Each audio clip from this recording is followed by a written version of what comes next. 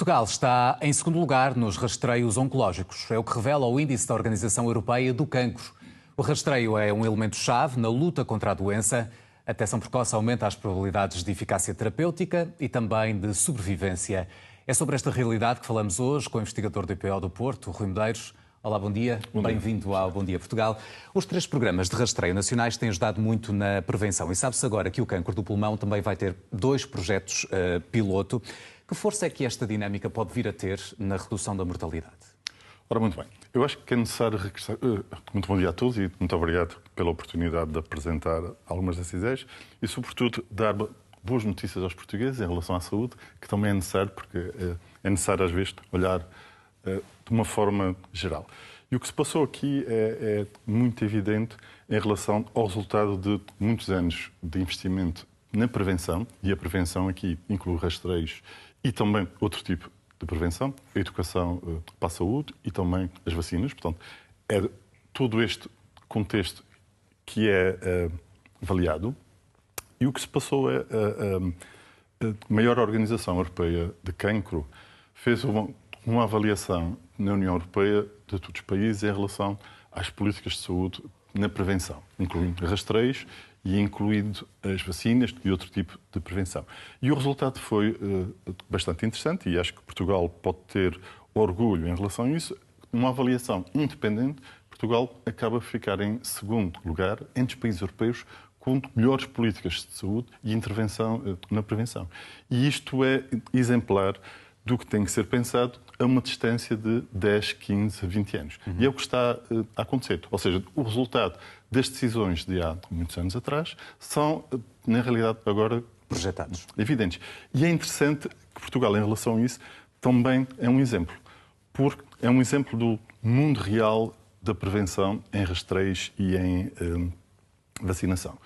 Porquê? Porque o outro país que ficou em número 1 é a Eslovénia e depois os outros países que idealmente têm modelos centralizados de gestão da prevenção, são Suécia e Noruega, acabaram por ficar em 4º, 5º lugar. Portanto, há muitos outros países europeus que olham para Portugal como um exemplo de uma intervenção na prevenção no mundo real. Mas ainda assim têm sido vários os apelos para que possamos ter mais rastreios.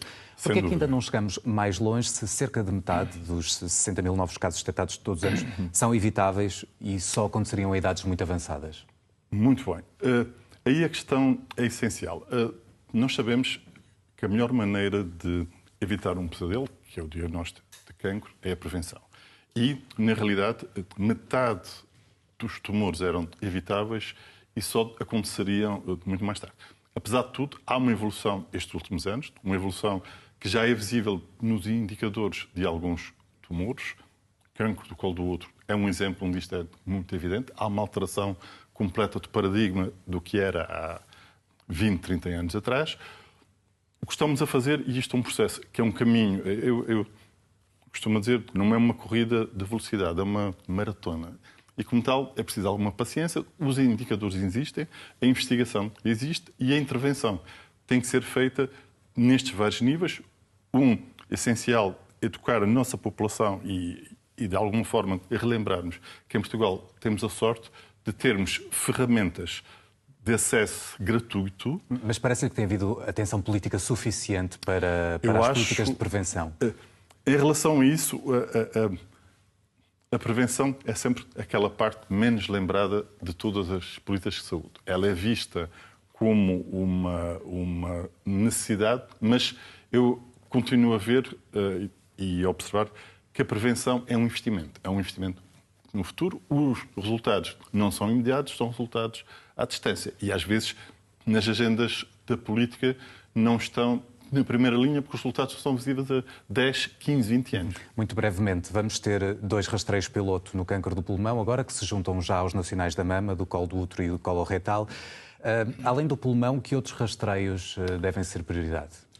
Há em discussão outros rastreios, na realidade. Um dos exemplos são os rastreios do cancro gastro, é aquele mais exemplar.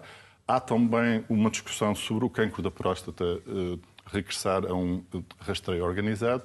Isto está em cima da mesa, mas, na realidade, aquele que neste momento parece ser mais evidente que terá benefícios, e há estudos que foram feitos, inclusive em Portugal, de custo-efetividade, em que demonstram que a aplicação de um rastreio não implica, e isto é importante, porque a prevenção não inclui só o rastreio. Continuamos a necessitar da outra parte, que é a educação da população, e no caso do cancro do pulmão, há outra medida evidente, muito simples: cessar o hábito de fumar, que é claramente o grande fator de risco em 90% dos casos do cancro do pulmão. É por isso que estas conversas são também importantes. Rui Medeiros, muito obrigado e um ótimo fim de Muito semana. obrigado, foi um prazer.